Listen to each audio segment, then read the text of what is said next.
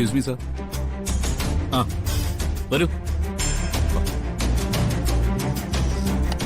Good morning sir. Good morning. ഇരിക്കൂ.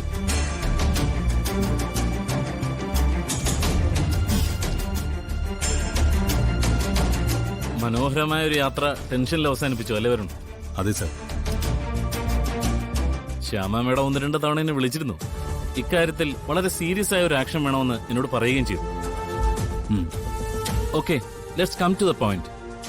നടന്ന കാര്യങ്ങൾ വെച്ച് നോക്കുമ്പോൾ ഒന്നോ അതിൽ കൂടുതലോ സംഭവങ്ങൾ, ദാറ്റ് മീൻസ് ടാർഗറ്റ് ആയ ഒരാൾ അല്ലെങ്കിൽ ഒരു കൂട്ടം ആളുകൾ നിങ്ങളുടെ പുറകെ ഉണ്ട്.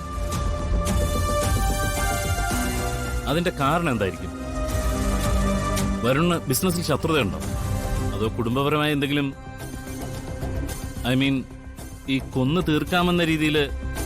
ഏയ്, ബിസിനസ് രംഗത്ത് അങ്ങനെ പ്രത്യേകിച്ചൊന്നുമില്ല സർ. വീട്ടിലാണെങ്കിലും കുടുംബത്തെ സംബന്ധിക്കുന്ന കൊച്ചു കൊച്ചു പ്രശ്നങ്ങളേ ഉള്ളൂ.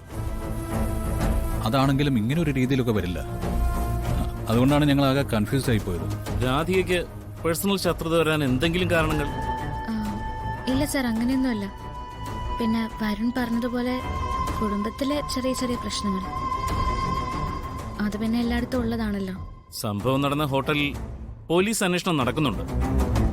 അവരോട് ഞാൻ ഡീറ്റെയിൽസ് ചോദിച്ചിട്ടുണ്ട്. നിങ്ങളുടെ യാത്രക്കിടയിൽ എന്തെങ്കിലും പ്രത്യേകതയുള്ള ആരെങ്കിലും നിങ്ങൾ നോട്ട് ചെയ്തിട്ടുണ്ടോ? നിങ്ങളെ വാച്ച് ചെയ്യുന്ന പോലെ അങ്ങനെ എന്തെങ്കിലും?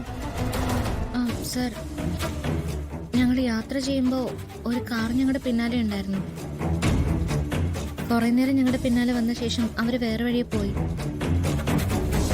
അല്ല, അത് കുറച്ച് ഡൗട്ട്ഫുൾ ആയിരുന്നു സാർ.